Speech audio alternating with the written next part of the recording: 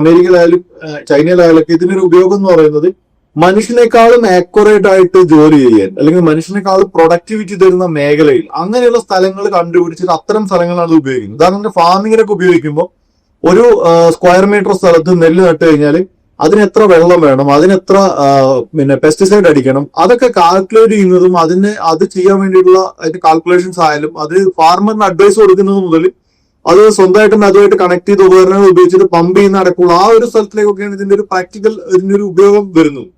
അപ്പൊ ഇതിന്റെയൊക്കെ ഒരു തുടക്കകാലത്താണ് ഈ പറയുന്ന പട്ടിയൊക്കെ അവർ ഡെവലപ്പ് ചെയ്തത്. എന്താണെന്ന് വെച്ച് കഴിഞ്ഞാൽ മനുഷ്യനായിട്ട് എങ്ങനെ ഇന്ററാക്ട് ചെയ്യും, ഇത് ഏത് രീതിയിൽ വർക്ക് ചെയ്യും, അത് ബേസിക്കലി ഒരു ടോയുടെ രീതിയാണ് അത് കൊണ്ടുവന്നത്. സത്യം അതൊരു ടോയ് ആണ് അത്.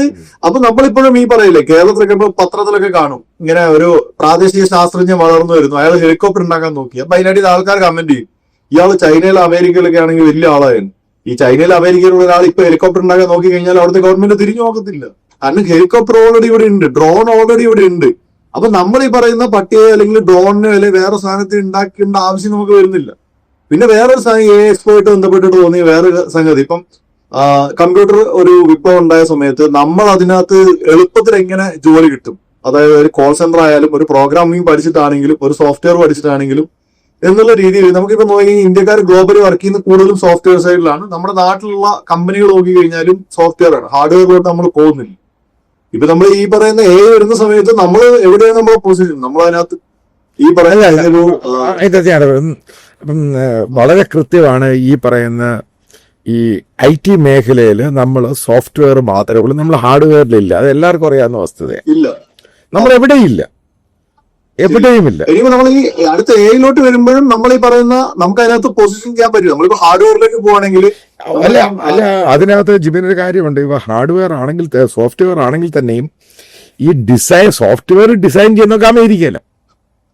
കറക്റ്റ്. ഇതിന് ഹാർഡ്വെയർ മുഴുവൻ എന്ത് വരുന്നത് ചൈന എന്നാണ്. ഈ പറയുന്നതിന്റെ ഓപ്പൺ ആയി അങ്ങനെയുള്ള സാധനങ്ങളെല്ലാം നമുക്ക് വളരെ ചീപ്പായിട്ട് നോക്കി പറഞ്ഞാൽ ചിത്രം എഡിറ്റ് ചെയ്യാൻ വേണ്ടിയിട്ടുള്ള സാധനമൊക്കെ മറ്റു സ്ഥലങ്ങളിൽ. അപ്പൊ ഇതിനകത്ത് നമ്മുടെ പൊസിഷൻ എവിടെയാണ് അത് നമ്മൾ ആദ്യം നിശ്ചയിക്കണമെങ്കിൽ. അല്ല അതായത് നമ്മുടെ ഇതിനകത്ത് നമ്മുടെ ഒരു ആവശ്യത്തിനനുസരിച്ചിട്ട് അല്ലെങ്കിൽ നമ്മുടെ ഒരു പോപ്പുലേഷൻ അനുസരിച്ചിട്ട് ഈ സംഭവങ്ങൾ ഉപയോഗിക്കുക എന്നുള്ളതാണ്. അതിൽ വേറൊരു ഇതായിട്ട് നമ്മളിപ്പോ സ്മാർട്ട് സിറ്റി കൊണ്ടൊരു സാധനം ഉണ്ടാക്കിയിട്ടുണ്ട്. ഇവിടങ്ങളിൽ ട്രാഫിക് കൺട്രോൾ ചെയ്യുന്ന പോലും ഈ പറയുന്ന സമ്മറിൽ 50 ഡിഗ്രി സെൽഷ്യസിൽ ഒരു മനുഷ്യൻ ഒരു പോലീസുകാരൻ നിന്നിട്ട് മാനുവൽ ആയിട്ടാണ് ചെയ്തുകൊണ്ടിരിക്കുന്നത്. അല്ലെങ്കിൽ വെറും ടൈമർ വെച്ചിട്ട് 5 മിനിറ്റ് ഈ സ്ഥലം തുറക്കുന്നു, 5 മിനിറ്റ് റോഡിന്റെ ഓപ്പോസിറ്റ് തുറക്കുന്നു എന്നാണ്. അവിടെ പോലും നമുക്കൊരു ഡിജിറ്റൽ ആയിട്ടുള്ള അല്ലെങ്കിൽ സ്മാർട്ട് ആയിട്ടുള്ള ഒരു സംവിധാനം. അങ്ങനെയാണ് നമ്മൾ 800 സ്മാർട്ട് സിറ്റി ഉണ്ടാക്കി, 1000 സ്മാർട്ട് സിറ്റി ഉണ്ടാക്കി എന്നൊക്കെ പറയുന്നത്. അപ്പൊ ഇനി നമ്മൾ ഉണ്ടാക്കാൻ പോകുന്ന പട്ടിക വശത്താണ്.